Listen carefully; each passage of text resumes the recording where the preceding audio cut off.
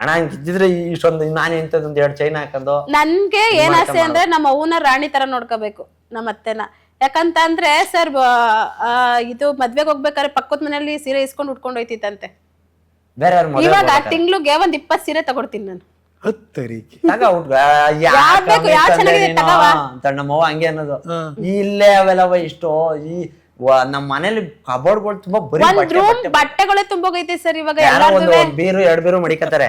ನನ್ಗೋದ್ರೆ ಒಂದು ಪ್ರಮೋಷನ್ ಹೋಯ್ತಿನ ಒಂದ್ 4 ಕಾಸು ಕೊಡ್ತಾರ ಕೈಗೆ, ತಗೊಳ್ಳಿ 1-2 ಜೊತೆ ಬಟ್ಟೆ ಕಾಂಪ್ಲಿಮೆಂಟರಿ ಕೊಡ್ತಾರ, ನಾನ್ ತಗೋಬತ್ತೀನ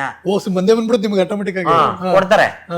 ನಮ್ ಪ್ರೀತಿ ಅಣ್ಣ, ನಾವ್ ಒಂದ್ ಮಾಡ್ಕೊಡೋದಕ್ಕೆ ಅವ್ರು 1 ಸತಿ ಕರೆಸ್ತಾವ್ರು, 4 ಸತಿ 5 ಸತಿ 10 ಸತಿ ಕರ್ಸಿರೋ ಇಷ್ಟು ನಿಮ್ಮನ್ನೇ ಕರೆಸ್ತಾರೆ. ಒಬ್ಬೊಬ್ರು ಏನ್ ಮಾಡ್ತಾರೆ, ಚೇಂಜ್ ಮಾಡ್ಬಿಡ್ತಾರೆ. ಇಲ್ಲ ಇವ್ರದ್ದು ವರ್ಕ್ ಆಯ್ತದೆ, ಇವ್ರೇ ಬೇಕು ಅಂತ ಕರೆಸ್ತಾರೆ. ನಾನು ಯಾವ್ದ್ರಲ್ಲೂ ಬೇಡ, ಇವ್ರು ದುಡ್ಡು ಕಮ್ಮಿ ಕೊಟ್ಟವ್ರೆ, ಇವ್ರದ್ದು ಹಿಂಗ್ ಮಾಡ್ಬಿಡ್ಬೇಕು, ಅವ್ರು ದುಡ್ಡು ಚೆನ್ನಾಗಿ ಕೊಟ್ಟಾರ, ಒಂದು 15-20 ಸಾವಿರ ಕೊಟ್ಟಾರ, ಅವ್ರದ್ದು ಹಂಗ್ ಮಾಡ್ಬೇಕು. ಇಲ್ಲ 10 ಸಾವಿರ ಕೊಟ್ಟವನ್ಗೂ ಚೆನ್ನಾಗಿ ಮಾಡ್ತೀನಿ, 20 ಕೊಟ್ಟವನು ಚೆನ್ನಾಗಿ. ಡಿಮ್ಯಾಂಡ್ ಮಾಡಲ್ಲ.